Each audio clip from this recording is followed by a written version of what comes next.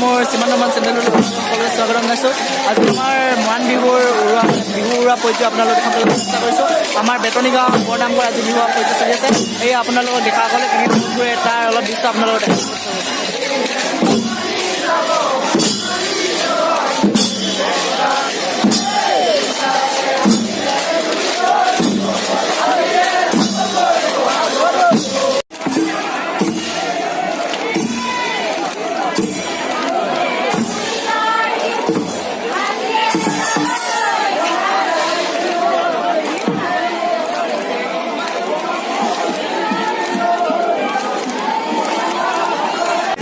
প্ৰায় কিমান মানুহ ডেকা জীয়ৰী কিমান হৈছে এইটো আপোনাৰ পৰা অলপ জানিব বিচাৰিছোঁ।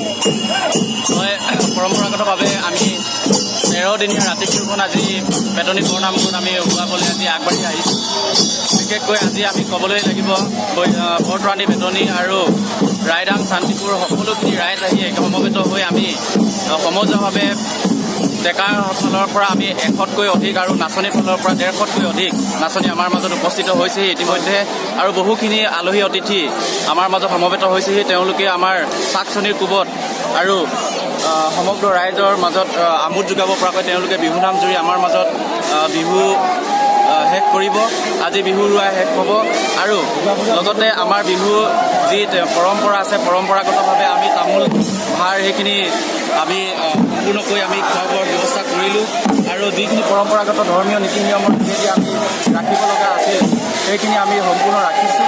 আৰু এই মুহূৰ্তত আমি উপস্থিত হৈছোঁ বেতনী বৰ নামঘৰৰ সন্মুখৰ পৰাই সমগ্ৰ ৰাইজ চাই আছে আৰু লগতে ইলেক্ট্ৰনিক মিডিয়াৰ যোগেদিও আপোনালোকক অনুৰোধ জনাওঁ অনাগত ভৱিষ্যতৰ দিনত আমাৰ বেতনী ৰাতি বিহু খোলালৈ ৰাইজক আহিবৰ বাবে বিনম্ৰ অনুৰোধ জনাইছোঁ। আৰু আমাৰ ৰাতি বিহুখন বাবে সমগ্ৰ ৰাইজে আদৰি লয় আৰু লগতে সমগ্ৰ মৰাণবাসী ৰাইজৰ মাজত আমাৰ ৰাতি বিহুখন জীয়াই ৰাখে তাৰ বাবে কাটৰ অনুৰোধ জনাইছোঁ। আৰু এই মুহূৰ্তত আমাৰ ডেকা চামে বিহুৰ পথ জুৰি আছে আৰু পথ জোৰাৰ মাজে মাজে তেওঁলোকৰ শেষ হোৱাৰ লগে লগে আলহী অতিথি যিখিনি আহিব আলহী অতিথি গাভৰুসকলক তেখেতসকলক শেষ হোৱাৰ পিছতে আমাৰ বিহুখন সামৰণি কৰিব। বিহু সামৰণি হোৱাৰ লগতে আমি নামঘৰত সেৱা জনাই যিসকল আমি গাভৰুসকলক খুজিছোঁ আৰু গাভৰুসকলক পূজাৰ নীতি নিয়মৰ অনুযায়ী আমি গৈ গাভৰুসকলক আমি পঠোৱাৰ যি পৰম্পৰা আছে পৰম্পৰাগতভাৱে আমাৰ বিহু আজিৰ পৰা সামৰণি মাৰিছোঁ। ধন্যবাদ।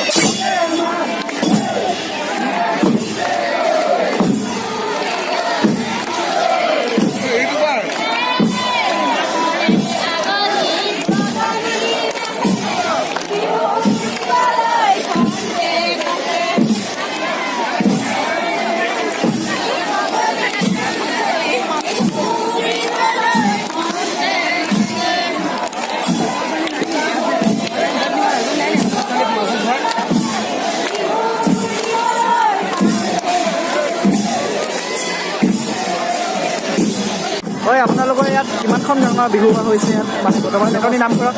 হয়, নমস্কাৰ। মই পোনপ্ৰথমে আপোনালোক সকলোলৈ ৰঙালী বিহু শেহতীয়াকৈ হ'লেও আপোনালোকক অভিনন্দন জ্ঞাপন কৰিছোঁ।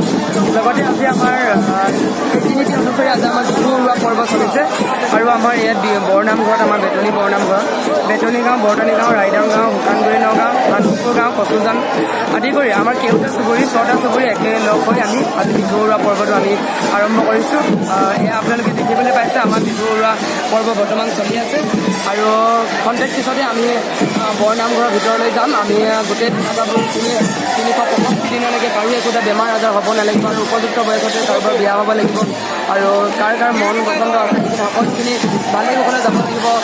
গোটেইখিনি বস্তু আমাৰ পৰিপাটিকৈ থাকিব লাগিব আৰু অহা বছৰতে আমি খুব সুন্দৰকৈ বিহুখন আমি চলাই যাব পৰাকৈ আমাক আশীৰ্বাদ এটা ল'বলৈ আমি আমাৰ গুৰুসকলৰ ওচৰলৈ যাম, আমাৰ ভকতবৃন্দ ওচৰলৈ যাম। এয়া আপোনালোকে বৰ্তমান দেখিবলৈ পাইছে আমাৰ বিহু উৰুৱা পৰ্ব আৰু অলপ পাছত আমি যাম, নিশ্চয় আপোনালোকে দেখিবলৈ পাব আৰু এয়াকে ক'লোঁ, ধন্যবাদ।